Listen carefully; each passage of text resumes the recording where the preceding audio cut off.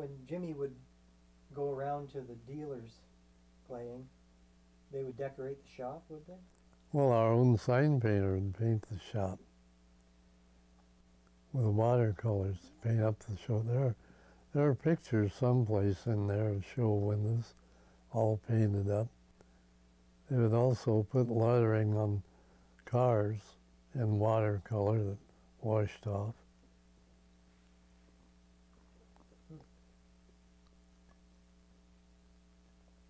On the Plymouths? Plymouth or Dodge, whatever we were using.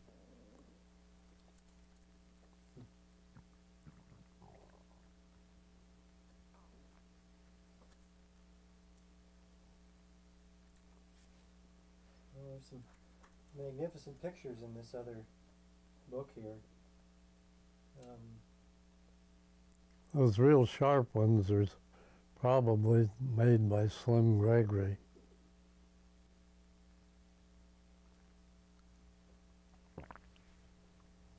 He was a photographer? Yeah, that's the one that he was a flyer also.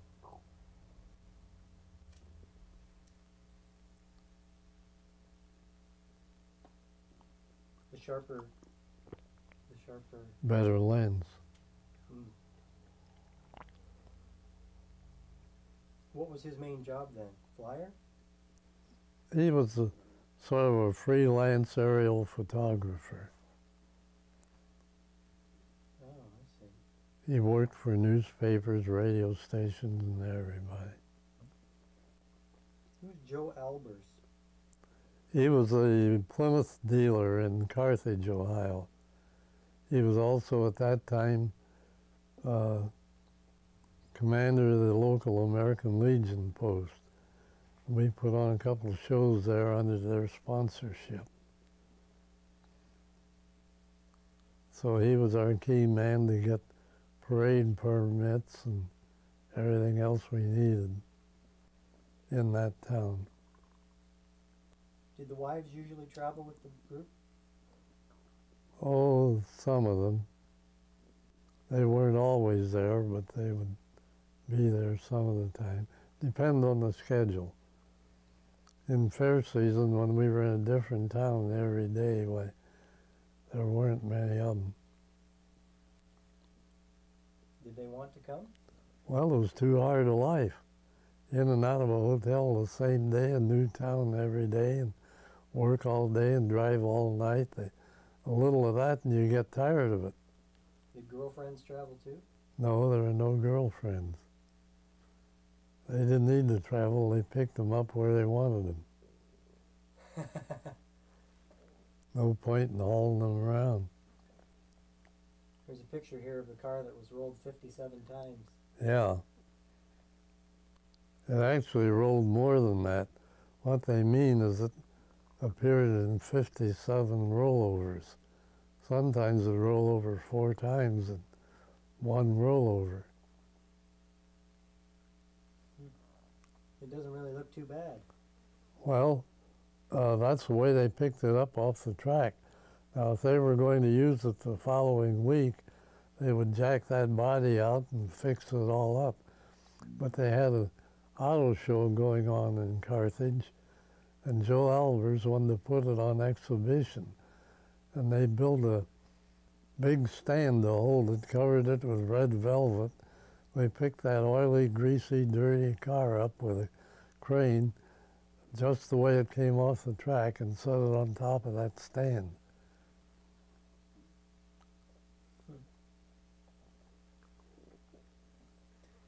That's JoJo holding a paintbrush. Here's Crooks. Little guy. Yeah. Yeah, he was, now Lucky Lot knows him. He calls him Batter Crooks. What was his first name? I don't remember. He was a motorcycle rider. There's a picture here with 2 clowns. Oh, Abe. You said one was Abe? The fat one is Abe. The skinny one is probably Mickey. Or a guy named Shipley? Yeah.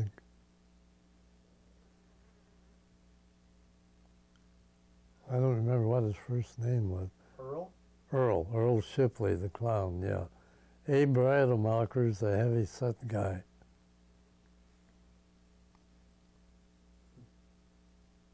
Yeah, there's a lot of guys in this picture. There's you, a guy named Marcus. Yeah, that's the only Jew who was ever in a Daredevil show that I know of. What was his whole name? Oh, something like Fishbein or something like that, some Jew name. He was out of Brooklyn, New York, dodging the fraternity rap, I think.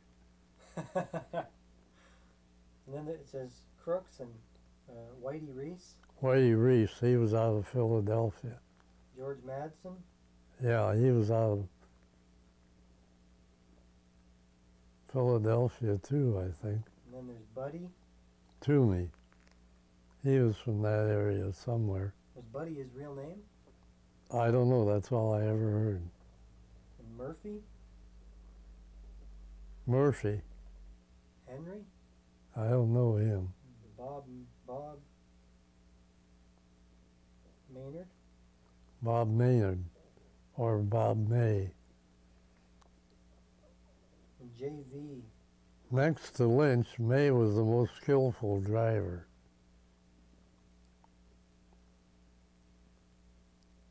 As far as setting it down. Being able to handle a car, doing a smooth job. This J.V. Durham, what's J.V. stand for? I never knew. All anybody ever called him was J.V. He was a good mechanic.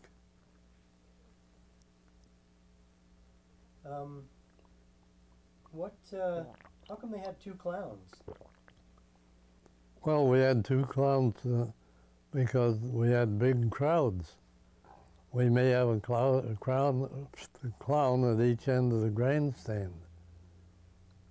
Or one might have an off day or get sick or something. You were covered if you had two. Did each unit have that many? Each big unit, of which there were only two, really. And a big unit meant how many? Oh, maybe 20 vehicles that traveled.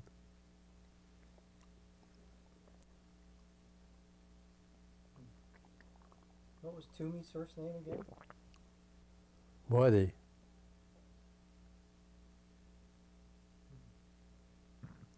There's a shot here. It says Buddy received cut in arm in this stunt. Well, you can see it in the picture. Between his wrist and his elbow. You can also see why. See where his goggles are? Yeah. He didn't pull them down over his eyes. They were up on his head. He forgot to pull them down.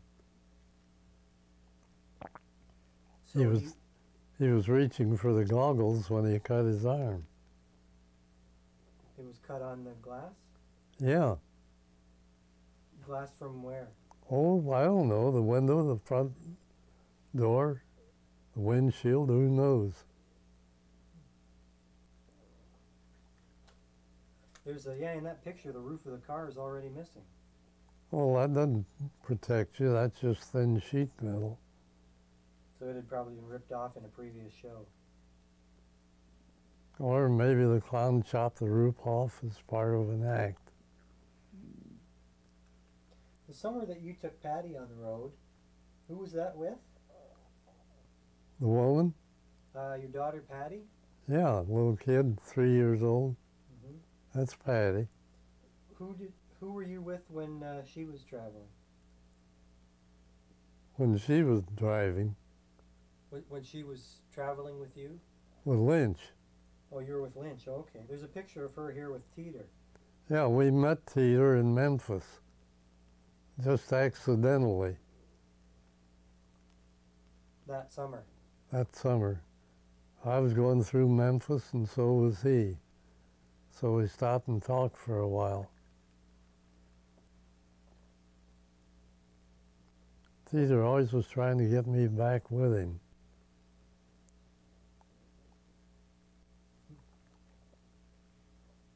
He liked to have me on that mic because he knew I wouldn't let the crowd get away from me.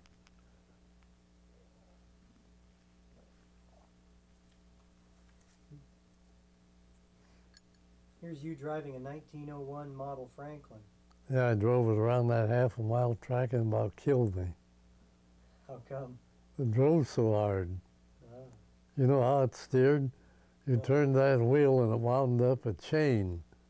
And that pulled the whole front axle back and forth like that. Like a kid's coaster wagon. Mechanically it ran all right, but gee whiz, that was something to steer.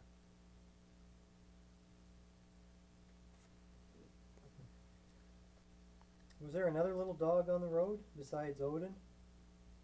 Well, we had Yorkie, Little black dog black dog with a white chest. and a white paw? I don't know. I didn't know whether we had a picture of Yorkie or not. Oh.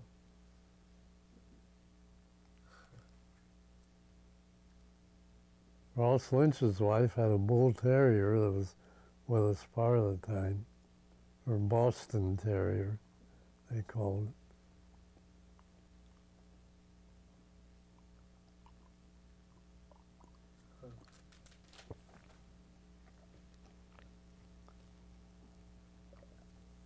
What was that camera called that had the 3 lenses on it? Well, the one I used mostly, except for sound, was a Victor. Victor Model 3. It had 5 speeds, and triple lens turret. And it would run 75 feet of film at one winding. And the sound camera was an RCA.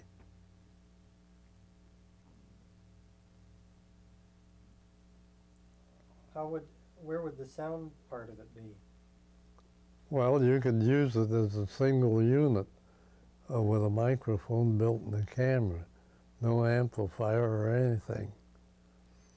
But we usually used an external battery-powered amplifier and it plugged into the camera.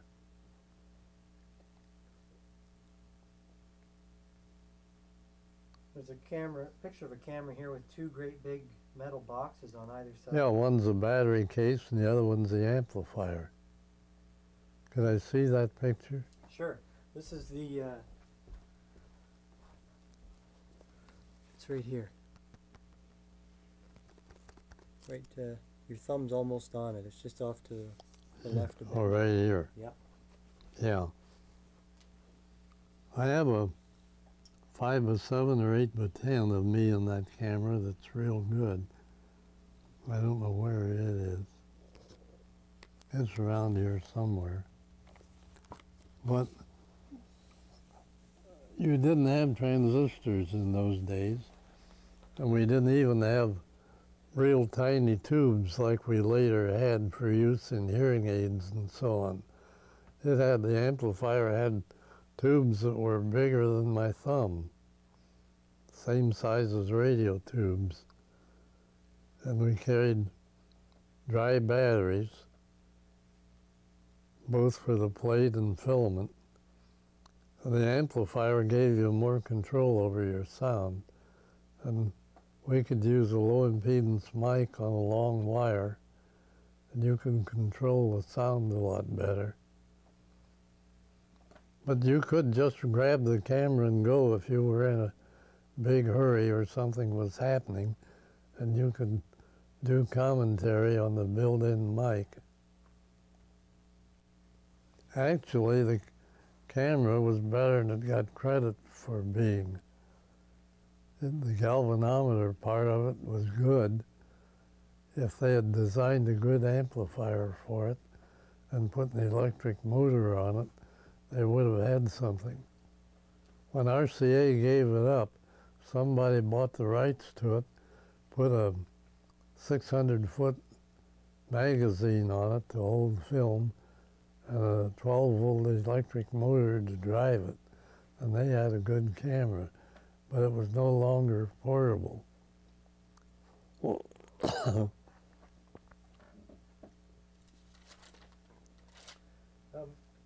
Tell me that story about the dog in the restaurant. oh, Jimmy and his dog. Well, the dog was always restless when Jimmy walked away from him. He wanted to go along. And Jimmy and his wife went in this real nice restaurant one time. They had the dog in the car with them, and the restaurant wasn't too busy, so Jimmy took the dog in with him. And of course, no dogs were allowed, but nobody was going to try to throw out a 145-pound dog. And the dog laid down under the table, which had a tablecloth draped over it. And Jim and his wife got their lunch and were eating.